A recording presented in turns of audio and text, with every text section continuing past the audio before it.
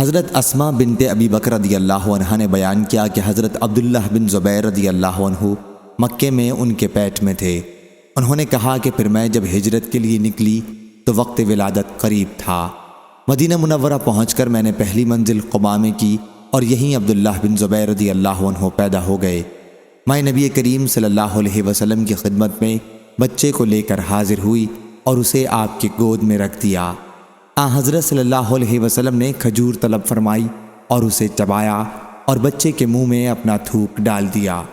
چنانچہ پہلی چیز جو اس بچے کے پیٹ میں گئی وہ حضور اکرم صلی اللہ علیہ وسلم کا تھوک مبارک تھا۔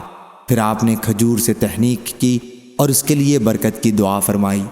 یہ سب سے پہلا بچہ تھا جو اسلام میں ہجرت کے بعد مدینہ منورہ میں پیدا ہوا۔